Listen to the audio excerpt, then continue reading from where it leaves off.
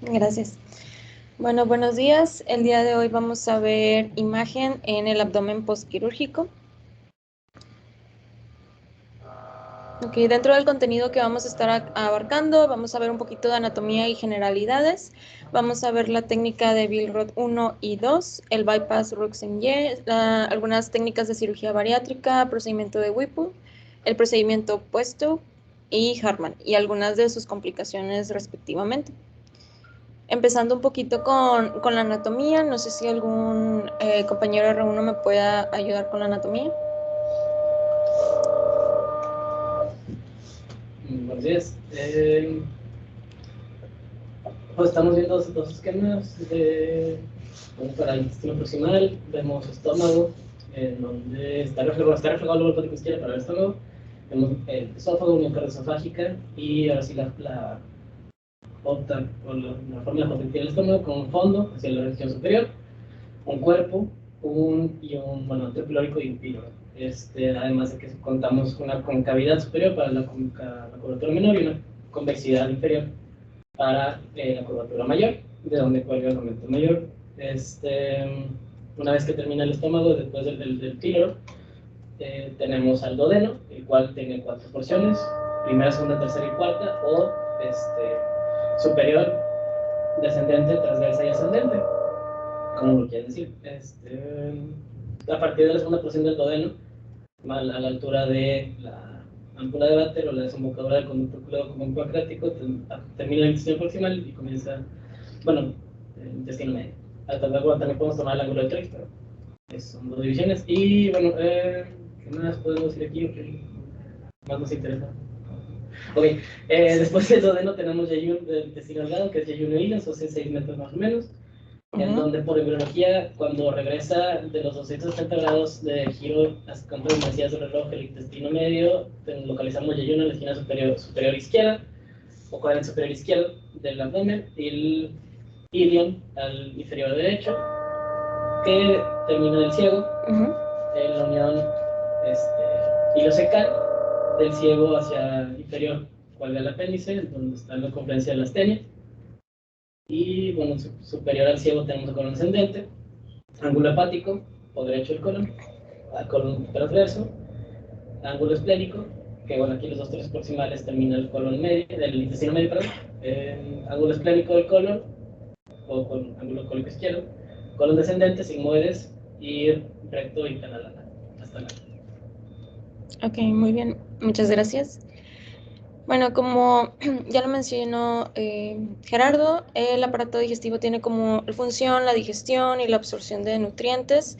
Está formado desde la boca. Desde ahí empieza el aparato digestivo, tenemos la faringe, el esófago, y cada una de las partes que forman todo el aparato digestivo pues va a tener ciertos elementos, ya sean anatómicos e histológicos, que nos van a ayudar a crear una mejor digestión. Sabemos que el estómago funciona principalmente como un reservorio de alimento, permitiendo que el jugo gástrico, el cual contiene ácido clorhídrico y pepsina, sea responsable de la digestión gástrica. Después, como lo mencioné ya más, proseguimos con el intestino delgado, con una longitud aproximada de 6 a 8 metros, en donde vamos a tener varias porciones. El duodeno, por ejemplo, es el que, como ya también se mencionó, va a recibir la bilis procedente del hígado y jugo pancreático pues del páncreas. En el intestino delgado se van a absorber nutrientes, incluidos la sal y el agua, y el colon va a tener una medida aproximada de 1.5 metros, en donde se va a realizar una absorción de agua, sal y ácidos grasos de cadena corta. Esto es importante porque vamos a estar viendo procedimientos de cirugía bariátrica en donde estas funciones van a estar alteradas al momento de alterar el cirujano pues su anatomía normal. Para entrar un poquito en contexto sobre los tipos de cirugía y cómo se realizan, vamos a tener a las anastomosis, las cuales van a ser uniones que el cirujano va a estar creando en los diferentes procedimientos. y estos van a ayudar a unir las porciones intestinales dependiendo de la técnica que se vaya a estar usando. Vamos a estar mencionando, por ejemplo, la primera técnica que está con la letra A, una anastomosis término-terminal, en donde los dos segmentos terminales del intestino delgado van a ser unidos. En la figura B vamos a tener a la anastomosis término-lateral, en donde una porción terminal del intestino delgado va a ser unida a una porción lateral de alguna otra porción del intestino delgado. Y en la figura C es la anastomosis laterolateral, en donde vamos a ver una unión de las partes laterales de dos segmentos intestinales. Okay, empezando con las técnicas quirúrgicas, primero tenemos a la técnica Billroth, cuya principal indicación está descrita la malignidad gástrica o la enfermedad péptica ulcerosa. Esta se va a dividir en dos tipos. La tipo 1 va a estar conformada por una gastroduodenostomía con antrectomía y el tipo 2 es conformada por una gastroyeyunostomía con gastrectomía distal. Vamos a ir viendo cada una de ellas. La primera, el tipo 1, está descrita como una gastrectomía parcial, en donde se va a realizar una antrectomía, se va a quitar el antro, y va a tener una continuidad entérica restaurada por una anastomosis término-terminal, como ya lo habíamos visto, entre el estómago y la porción del duodeno. Aquí vamos a tener, o pueden presentar dos variantes dependiendo de la técnica que se haya elegido, ya sea que toda la porción terminal del estómago sea unida completa hacia el duodeno, o, bueno, este es el procedimiento Polya, o que solo una parte del lumen sea utilizada para la anastomosis y el resto sea cerrada por sutura. Y esta es la modificación de Hofmeister.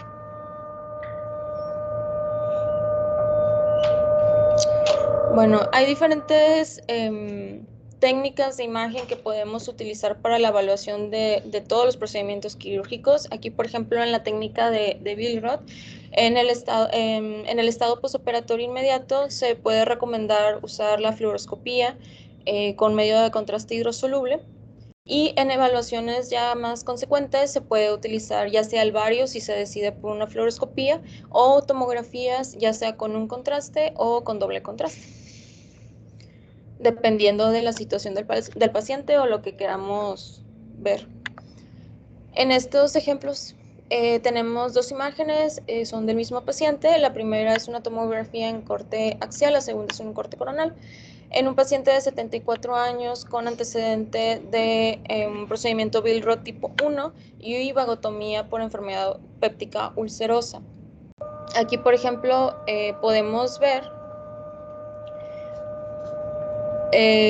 un engrosamiento que podría corresponder a la anastomosis término-terminal entre el remanente del estómago y el duodeno. En la segunda imagen podemos ver la gastroduodenostomía y vean cómo el estómago pues no es de una morfología como la que estamos acostumbrados a ver, o sea, está alterada su morfología. Estoy aquí y llega al duodeno. Okay. Este paciente tenía sospecha de una diverticulitis y pues por medio de este estudio de imagen detectaron una perforación del procedimiento inflamatorio.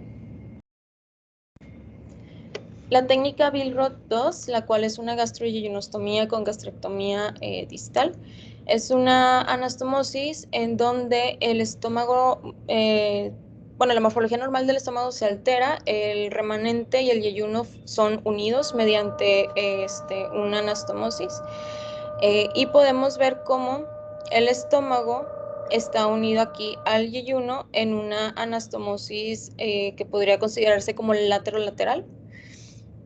Esta técnica se realiza preferentemente como un método retrocólico o una posición retrocólica, ya que el loop que se crea es más corto y el número de complicaciones comparado con una gastroyeyunostomía antecólica es muchísimo menor. Ok.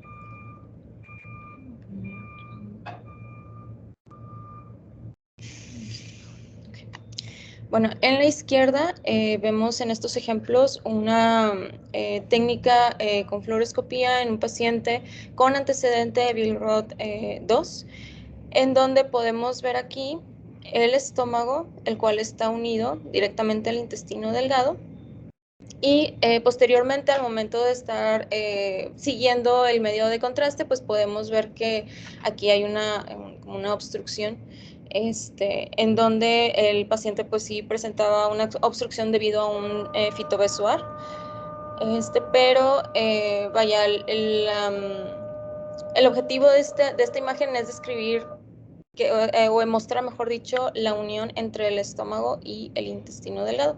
Y en la segunda, bueno, las imágenes de tomografía en corte axial eran de una paciente de 75 años con antecedente de un procedimiento Billroth 2 por una úlcera gástrica. Y podemos ver el remanente del estómago y su unión con el intestino delgado. Y aquí, por ejemplo, se ve mucho mejor. Okay. Bueno, aparte de las complicaciones que ya habíamos mencionado que puede haber, como estas cirugías son o se prefieren en pacientes con algún cáncer, alguna úlcera péptica, podemos encontrar este tipo de complicaciones. Por ejemplo, que el carcinoma sea recurrente o que tenga una recurrencia del carcinoma que haya presentado el paciente. Ya sea porque quedó algún remanente gástrico que no se haya quitado bien el cáncer, o que haya tenido alguna metástasis ganglionar oculta que no se haya visto durante la cirugía primaria, o por alguna diseminación por vía hematógena. ¿Alguna otra complicación? Tenemos la estasis gástrica, el síndrome de dumping, que se manifiesta como mareo, sudoración, náusea y diarrea, y se atribuye principalmente a problemas vasomotores o cardiovasculares. Formaciones de besoar, como ya lo habíamos visto en el ejemplo pasado, en donde un paciente presentó fitobesoar. Esto principalmente porque hay algunos pacientes que presentan acloridia, denervación o constricción gástrica. La fuga de anastomosis, que es principalmente como una complicación temprana en el posoperatorio temprano, presenta alrededor de entre el 1 y el 4%. Y una hernia interna, la cual se describe como un swirling o remolino de los vasos sanguíneos a través del procedimiento quirúrgico. Por ejemplo, son dos imágenes, dos pacientes como ejemplo de las complicaciones que antes mencioné. En la primera tomografía vemos un engrosamiento del remanente gástrico. Este paciente fue posoperado por un carcinoma gástrico, y este engrosamiento y la presencia de imágenes en hígado pues son sospechosas de una recurrencia o una metástasis en hepático. En estas dos imágenes, que son del mismo paciente, se muestra una distensión de las asas intestinales, tanto del remanente gástrico como del intestino delgado, y una como invaginación de los vasos mesentéricos hacia el procedimiento quirúrgico, dando por resultado pues una hernia interna. Ahí más que, o sea, no es una invaginación, ¿verdad?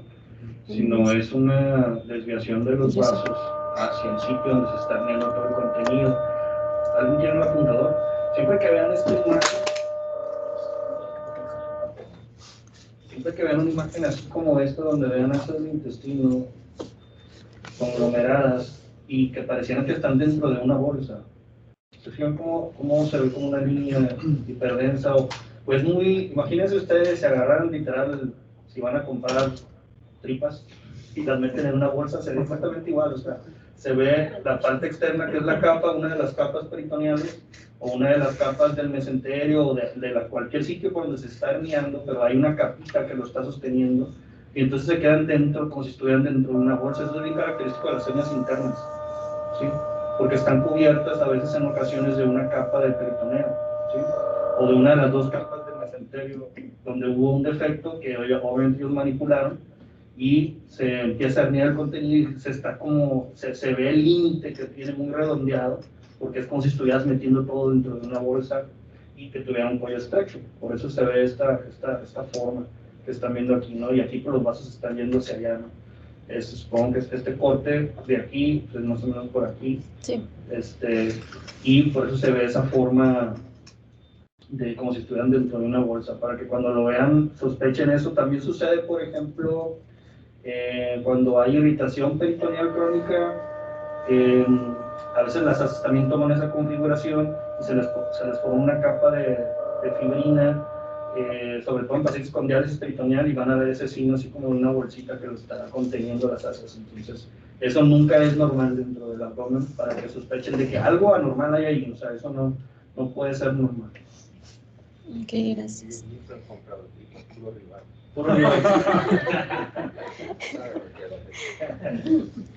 ¿Cómo no, Iván? Bueno, pasando a la Cuando les llega la quincena, no, pero al final de la que contar, así como el tripito.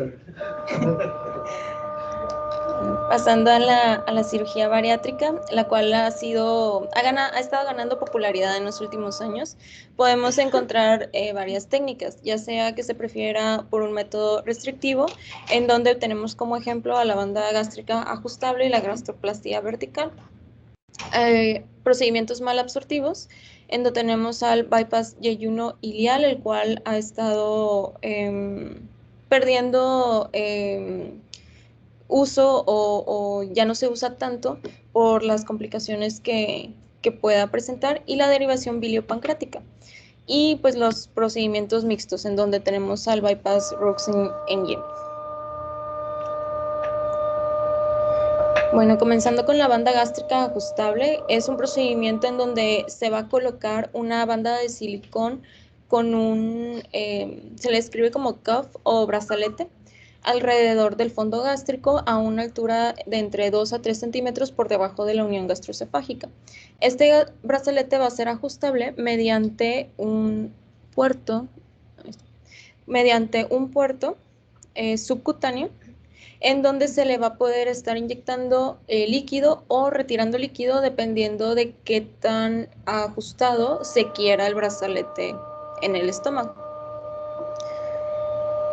Dentro de las complicaciones más comunes que podemos ver con este procedimiento es que ya sea que quede muy ajustado, por lo que puede provocar ya sea una deshidratación severa, náusea o pérdida excesiva de peso, o que el brazalete quede muy suelto y pues no se tengan los resultados deseados. Otra de las complicaciones es la migración, o también está descrito como slippage, o torsión de la banda, o bueno, del brazalete, mejor dicho. Se presenta aproximadamente en un 10%, y nosotros al momento de evaluar esta sospecha de complicación, o si los cirujanos quieren saber que esté bien colocada, podemos ya sea hacer un método con fluoroscopía, como se muestra en la imagen, o una radiografía normal, en donde vamos a ver el artefacto de la banda con su puerto subcutáneo, y podemos ver si está bien colocado o no. Aquí lo que podemos hacer es trazar una línea vertical y otra horizontal sobre el cuerpo de la banda, del brazalete, y vamos a hacer un ángulo. Este ángulo se llama ángulo phi, es una letra griega, una letra griega. Y lo que vamos a buscar es que la banda tenga que quedar entre 30 y 60 grados en este ángulo que vayamos a trazar. Si queda, o si nos da un ángulo mayor de 60 grados, significa que la banda está o está mal colocada o se movió. Es decir, siempre debe estar apuntando hacia allá. Bueno, sobre este eje, que es el más largo de la bandita, sería esta línea, con la columna. Entonces siempre debe estar apuntando hacia arriba y hacia la izquierda. Si se bajara este ángulo, si se abre este ángulo, significa que se movió, no está bien colocada, debe estar entre 30 y 60 grados, ¿sí? Entonces, ¿cómo vas a saber si está mal colocada si este ángulo está muy abierto? Si la banda esta estuviera más horizontalizada o incluso hacia abajo, pues ahí se está abriendo el ángulo. ¿Sí se entiende?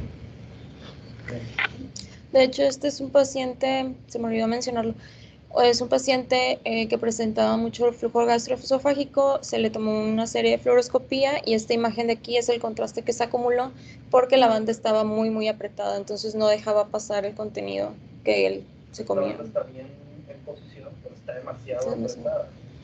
Todo esto es el esófago bien dilatado por arriba, aquí termina en pico como si fuera una calacia, porque ahí está la banda haciendo demasiada presión. Y bueno, así como lo comentaba el doctor Negreros, pues vamos a tener ejemplos o pacientes en donde vamos a ver un ángulo muy abierto. Este, por ejemplo, está incluso más de 90 grados.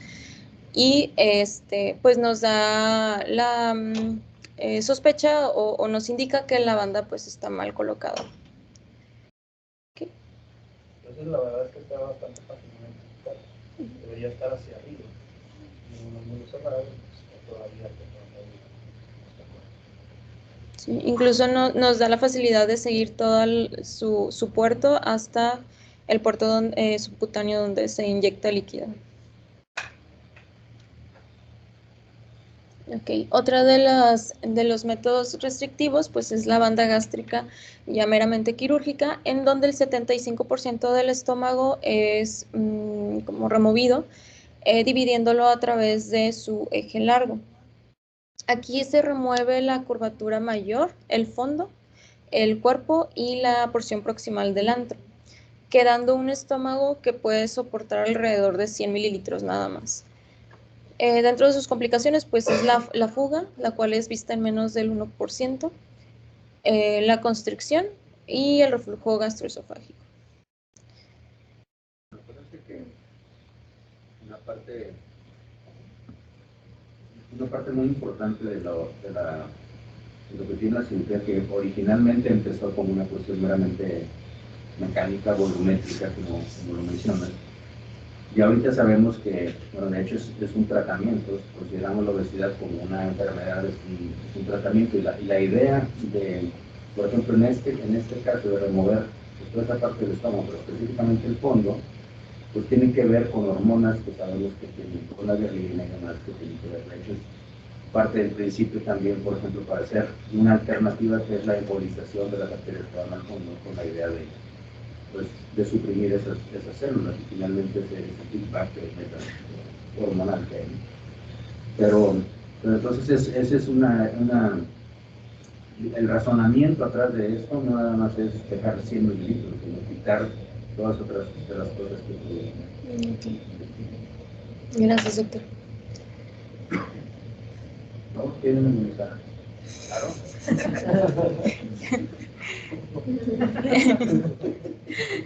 Y bueno, tenemos como ejemplo una imagen de fluoroscopía en donde vemos la forma final que toma el estómago después de esta técnica quirúrgica, en donde ya no vemos como el saquito que normalmente vemos en pacientes, sino que lo vemos un poquito más limitada la cantidad de alimento o de contraste que pueda ingerir el paciente.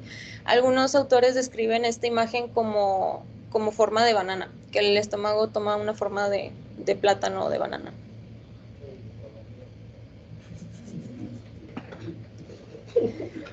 Okay. Ok. Viendo las complicaciones de este procedimiento, pues, tenemos como ejemplo a un paciente el cual fue sometido a este procedimiento 24 horas previo al primer estudio, a esta imagen, en donde se realiza una serie gastroduodenal para ver complicaciones posteriores a la cirugía, y vemos pues la modificación de la anatomía normal del estómago, pero aparte vemos gas libre en la cavidad abdominal, por lo que se le realiza una tomografía.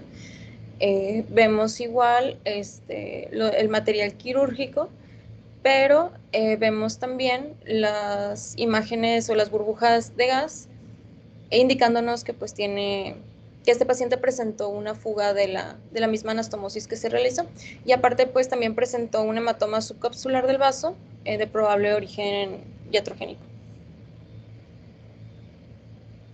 Okay. Pasando al procedimiento de bypass Rux en Y, es un procedimiento que se ha ido popularizando, es muy común, en donde combina una técnica restrictiva y una técnica malabsortiva. Este procedimiento involucra 4 pasos. Primero, el estómago va a ser dividido, creando una bolsa gástrica pequeña.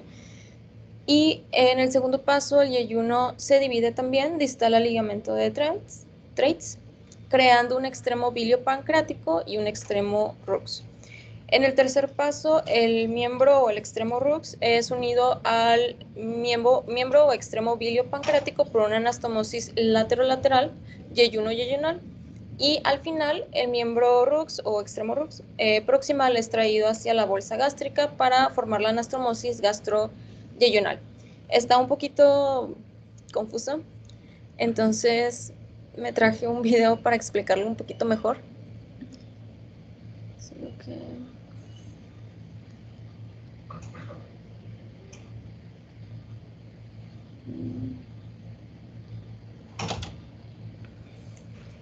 y que nos quede un poquito más claro cómo es esta técnica quirúrgica.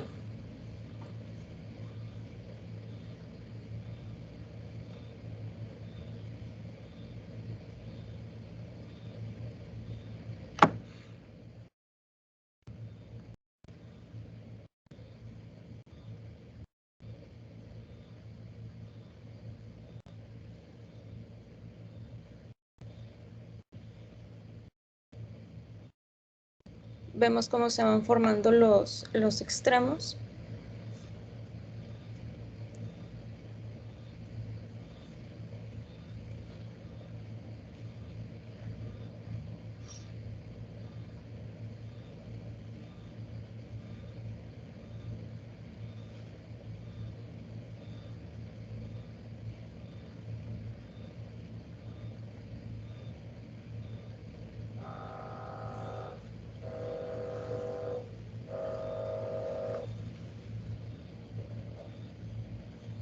Y cómo se van creando las anastomosis ya finales.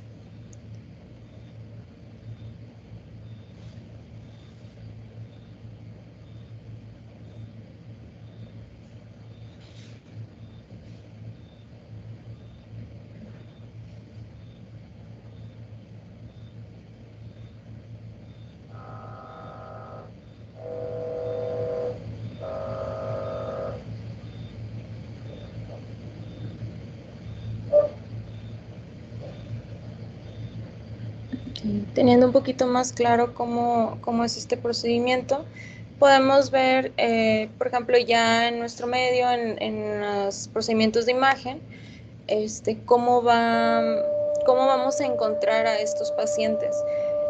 Por ejemplo, en este paciente, era un paciente de 44 años que se sometió al procedimiento bypass Rux-en-Y para tratar su obesidad mórbida.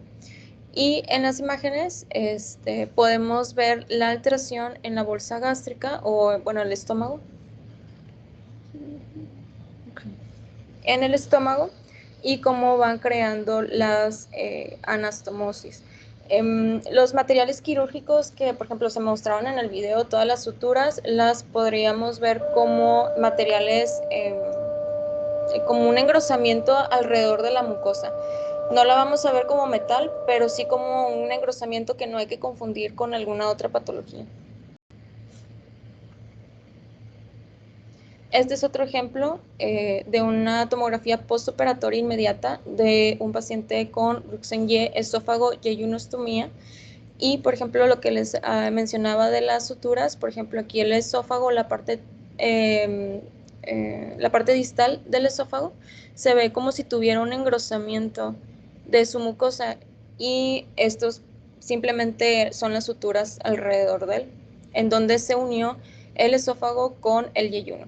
Y vemos como el yeyuno no está en su localización habitual, sino que lo trajeron hacia arriba para poder unirlo.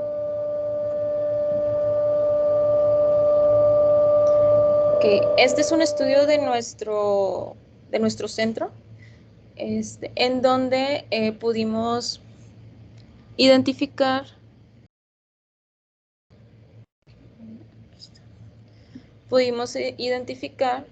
una hepatoyeyuno anastomosis que condicionaba presencia de neumobilia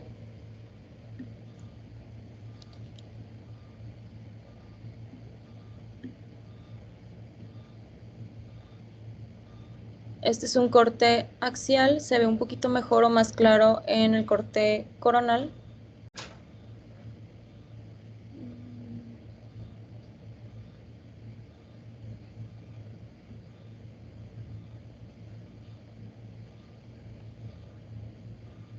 Okay, podemos ver, por ejemplo, aquí, si le regresamos un poquito.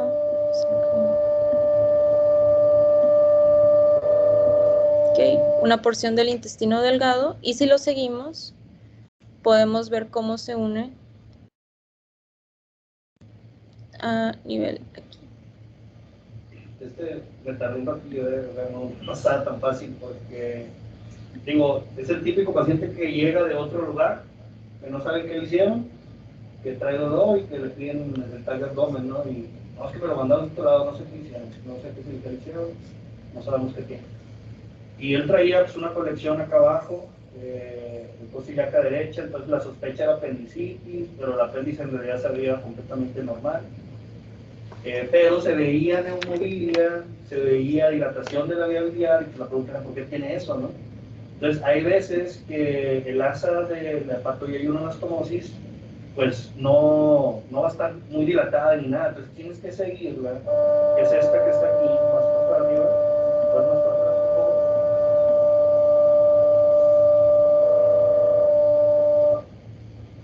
Esta que va aquí pegadita al hígado, si la ven, que está aquí. Dale. Es la que llega justo aquí a la vía biliar. Se veía mejor en sagital, de hecho. Sagital. Pero el punto es que esa es el asa que está anastomosada con la vía biliar, y muchas veces en el hepatoyeyuno anastomosis hay estenosis también. Y por eso explicaba la dilatación de la vía biliar y la neumobilia del paciente. Y era un paciente con una hierrux para hacer una hepatoyeyuno anastomosis. Acuérdense que hay dos. Una es cuando voy a hacer la cirugía bariátrica y voy a subir el asa al estómago y voy a unirlo acá. Pero la otra es cuando hay un cáncer, por ejemplo, de vía biliar y tengo que quitar el colédoco, tengo que conectarlo a algún lado, ¿no? Entonces, o de páncreas como un Whipple, entonces subo un asa y la hago una hepatoyeyuno anastomosis. ¿Sí?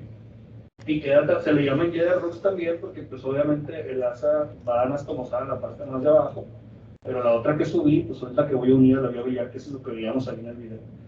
Entonces, en este caso, por ejemplo, pues si no conocemos el tipo de cirugías, pues estás perdido, o sea, te puedes tardar mucho tiempo. Y de hecho, yo me tardé bastante tiempo en esta etapa para poder ver qué estaba pasando, porque no teníamos antecedente ni siquiera de la cirugía, pero pues no se explicaba por qué tenía, digo, te vas de volar con el trastorno acá y todo el mundo dice, ah, sí tiene apendicitis. Pero el paciente no tenía apendicitis, el apéndice se veía, no sé si el axial lo ves más para abajo o más para abajo.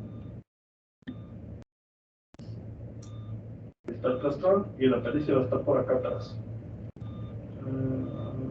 ¿Más para arriba? Este es el apéndice. Un poquito menos. ¿Ven esta burbujita de aquí? Ese es el apéndice. Un poquito más para atrás. De ahí sale. Aquí está la emergencia del apéndice del ciego. ¿Sí? Es este chiquitito. Y no tiene absolutamente nada de borramiento ahí. El plastón está acá. Porque algo le movieron, les hicieron operación y les trae un absceso ahí. ¿Qué era? Una EPI. Bueno, supuestamente fue EPI. No tengo cultivo ni nada. Era un absceso. O sea, lo metieron a operar y vieron un absceso y ellos dijeron que era una EPI. Si hay otra colección en la fosa ilíaca izquierda abajo. Ahí está otra. Esta no, okay. Bueno, pero el punto es que no era una apendicitis. El punto es que no era una apendicitis, eran colecciones que estaban ahí. Pero eso no explicaba para nada la dilatación de la vía biliar con la movilidad. Entonces yo me tardé un ratillo, pero sí encontramos que estaba anastomosado con era una parte de una anastomosis. Por una cirugía, no sé por qué se lo hicieron, pero tenía. Entonces esto estaba interesante porque tenía muchas cosas por donde te dicen, oye, pues dolor en fosil que hay, que es eso, y tanto siempre hasta, bueno, sí, la verdad volaba, ¿no? Pero luego ya viéndolo bien, si de repente está normal, y luego porque tiene dilatada la vía biliar, nada que ver, ¿no? O sea, no te explicaba todo lo que estaba sucediendo, entonces era importante reconocer este tipo de cambio postquirúrgico. Bueno, gracias, doctor. Y bueno, dentro de las complicaciones, las cuales ocurren aproximadamente en el 10% de los pacientes posoperados, podemos encontrar la fuga de anastomosis, que también es común en las otras técnicas que ya hemos visto, y pues colecciones. Okay, por ejemplo, en estos dos ejemplos tenemos un paciente que se sometió a procedimiento por fluoroscopía, en donde vemos una fuga del medio de contraste. Y en el segundo paciente presentó extravasación tanto de líquido como de gas alrededor del vaso.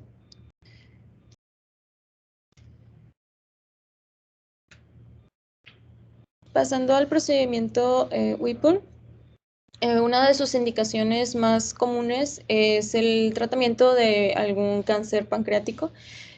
Algunas otras indicaciones pues, son neoplasias periampulares, pancreatitis crónica que sea sintomática o algún trauma pancreático que haya sufrido el paciente. Esta técnica consiste en la resección de la cabeza pancreática, teniendo o formando 3 anastomosis. La primera sería una gastroyeyunostomía, una coledocoyeyunostomía y una pancreático-yeyunostomía lateral terminal. Esto pues va a depender de las condiciones o las indicaciones de cada paciente. Este, por ejemplo, es un paciente de 60 años, posoperado 10 días previos al estudio de un procedimiento Whipple por un tumor mucinoso papilar intraductal. Y en las imágenes podemos ver cómo el conducto biliar común se une directo en una anastomosis coledoco-yeyunostomía y una pancreático-yeyunostomía. Este paciente presentaba un discreto borramiento del mesenterio adyacente o de los planos grasos adyacentes, lo cual es muy común ver en pacientes que están cursando el periodo posoperatorio inmediato. Dentro de las complicaciones podemos tener una fístula pancreática, abscesos, como también ya lo hemos visto, y una pancreatitis secundaria a esta cirugía, que puede presentarse como ya sea fluidos, edema o borramiento de los planos grasos adyacentes al sitio quirúrgico. Que, por ejemplo, como ya lo mencioné, si tenemos un paciente postoperado reciente, no hay que confundirlo con una pancreatitis, siempre hay que relacionarlo con los hallazgos de laboratorio. Por ejemplo, este paciente era un paciente ya con un antecedente de un procedimiento de Whipple de varias semanas de evolución o de antes, en donde presentaba mucho líquido, gas adyacente al sitio quirúrgico, mucho borramiento del mesenterio adyacente, con una presencia de una elevación de la amilasa en los datos de laboratorio que nos hacía o que se hacía compatible con una fístula pancreática. Otro de los procedimientos es el procedimiento puesto. Esta técnica quirúrgica está indicado en pacientes con pancreatitis crónica intratable principalmente, de los cuales pues está asociado dilatación del conducto pancreático mayor de 6 milímetros. En este procedimiento el páncreas es dividido o abierto longitudinalmente, exponiendo el conducto pancreático principal, y de ahí se explora el conducto. Si se encuentra algún lito, se remueve se aprovecha para remover, y posteriormente una asa del intestino delgado o asa Roux-en-Y es traído hacia el páncreas para crear una unión pancreático-yeyunostomía con anastomosis lateral con un drenaje directo del páncreas hacia el yeyuno. Okay, por ejemplo, en este paciente, fue un paciente de 60 años con diagnóstico de pancreatitis crónica. Lo podemos ver por las múltiples calcificaciones en el páncreas, y adyacente a él pues tenemos al intestino delgado, al yeyuno, en donde fue unido aquí.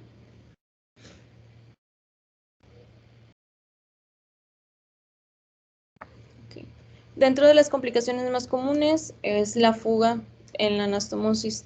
También se puede presentar en este procedimiento quirúrgico. Y, por ejemplo, en esta imagen de un paciente con antecedente de esta cirugía, pues podemos ver mucho la presencia de gas, mucho líquido alrededor del sitio quirúrgico, indicándonos una fuga de la anastomosis. El último procedimiento que vamos a ver es el procedimiento Hartmann. Este está indicado en pacientes con alguna diverticulitis complicada, algún proceso obstructivo, cáncer de recto o sigmoides que haya estado perforado, o incluso algún trauma penetrante. Creo que es de los procedimientos más comunes que nosotros vemos aquí en nuestro medio, y es elegido este procedimiento en lugar de una reanastomosis primaria por el riesgo que se puede presentar de ruptura secundaria de la anastomosis por una inadecuada preparación del asa intestinal o alguna peritonitis complicada, dependiendo del paciente. Este va a involucrar la creación de una colostomía temporal y un saco ciego rectal o colónico, que es el saco de Hartmann, que posteriormente, y si el paciente evoluciona favorablemente, se puede intentar una cirugía de segunda intención de 4 a 6 meses después para ver si se puede volver a reconectar. Y bueno, estos son ejemplos que tenemos de un paciente. Este paciente tenía antecedente de cirrosis y se le diagnosticó una diverticulitis perforada, y pues podemos ver el procedimiento quirúrgico y la bolsa o saco de Hartmann. También se le puede conocer como muñón colónico. Y bueno, por mi parte sería todo. No sé si tengan alguna duda. Ahí pues nada más. Ahí, pues de los más comunes que vamos a ver son, por ejemplo, el procedimiento de Whipple, sobre todo en tumores alrededor de la ampolla de Vater o la ámpula de Vater, es decir, un colangio distal, un ampuloma, un adenocarcinoma, todos que estén alrededor de la cabeza del páncreas se tratan de la misma manera, ¿sí? Como una cirugía de Whipple. Entonces, pues hay que estar familiarizados con lo que vamos a encontrar para que no nos vayamos ahí con la pinta. Siempre, la mayor parte de las complicaciones pues va a ser en los puntos de anastomosis, eso es lógico, ¿no? Que pueden ser tanto que esté muy apretado o que esté dehiscente y tenga fuga, ¿sí? Entonces, se pueden manifestar con obstrucción en esos puntos o con fuga en esos puntos. Entonces, siempre valorar, sobre todo en los puntos de anastomosis, ver que todo se encuentre bien, que no haya burbujas de aire alrededor, etcétera, para identificar fugas. Y particularmente en las hierros, por ejemplo, el asa aferente, existe también un síndrome que se llama síndrome del asa aferente, no sé si lo revisaste. En el que muchas veces puede estar el asa aferente muy, puede haber una estenosis en la unión lateral, entonces se empieza a dilatar esa asa y el paciente pues llega con datos de dolor abdominal, puede tener también isquemia intestinal, etcétera. Entonces también hay que ver, nunca debe estar dilatada el asa aferente, debe tener un diámetro normal, porque a veces lo ven y ya se ve dilatada, ya mide más de 2.5 centímetros, todavía no se ve tan feo, pero ya está dándote datos de que está demasiado apretada la anastomosis. Entonces eso siempre hay que reportarlo, porque pues, es causa también común de dolor. En las cirugías bariátricas, de hecho, en las cirugías bariátricas, es que también depende del centro en que se haga, pero en teoría, la anastomosis de ayuno lateral inferior rara vez se complica. La que más se complica es la del estómago con el yeyuno. Y la complicación más común es la dehiscencia, más que una estenosis. Entonces, pues ahí también cuando la sospecha es dehiscencia, pues ya sabemos que podemos utilizar contraste oral positivo para demostrar la fuga de material de contraste. Acuérdense que esas anastomosis siempre están adelante. Entonces, para poder demostrarlo mejor, pongan en prono al paciente, porque muchas veces le pasan el contraste y pues nunca no llegó suficiente contraste, no demostraste. Entonces, pongan en prono al paciente para demostrar la fuga del material de contraste. Acuérdense que si el paciente en prono, pues el aire se va hacia la porción más anterior, que normalmente pues ahí está el antro, ¿sí? Entonces, si yo le doy un poquito de contraste o no le doy lo suficiente, es difícil llenar todo el estómago, tiene una completa. Entonces, mejor pongo el prono para demostrar ese tipo de fuga. Tanto en las cirugías como en pacientes con úlceras, por ejemplo, si la sospecha de la úlcera temporal está en la porción anterior del estómago, pues pónganlo en prono, porque si no, a veces no vas a alcanzar a llenar suficiente para que quede demostrada la fuga. Las de Billroth, por ejemplo, en realidad, teóricamente, Billroth ya no se debe utilizar. Sin embargo, por ahí les podrá tocar a algún paciente ya más veterano que les toque ver, que pues sí tiene esa cirugía, o que en algunos lugares pues todavía de repente siguen haciéndola, ¿verdad? Pero en teoría esas ya no las van a ver tanto. Entonces, los que sí tienen que estudiar de ley son Jederus y Whipple. Esas dos se tienen que saber de ley identificar. ¿Y las variantes? Y las bariátricas como la manga gástrica, que sí las vamos a ver, todos los dispositivos, y acuérdense que van a salir más. Entonces siempre hay que estar atento a todas las cirugías bariátricas y dispositivos bariátricos que van a seguir saliendo más. Y pues nada más. No sé si hay alguna otra comentario. También, siempre que vayan, acuérdense, esto ya se los he dicho, cuando quieran demostrar fuga de material, traten de tener siempre el simple, porque luego resulta que ya hay algo hiperdenso y luego te queda duda si era contraste o no era contraste, esto que es lo que estoy viendo hiperdenso. Tómenle un simple, yo sé que es más radiación, pero es más radiación que te quede con la duda y luego vuelven a bajar y luego vuelven a contraste y luego tomen el otro, o sea, tómenle el simple desde el inicio cuando quiera demostrar fuga, porque luego se van a confundir.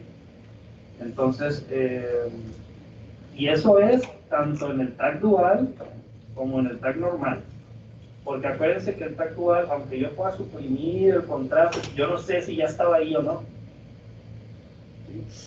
Si ya le metí el contraste, ya no sé si es el contraste que yo le di o ya estaba antes. Entonces, aunque sea el TAC espectral, si la pregunta es fuga, tengo que tener un simple verdadero. ¿Sí?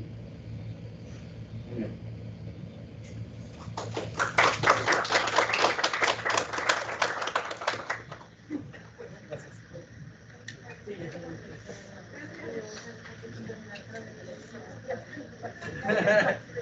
Mucho miedo con los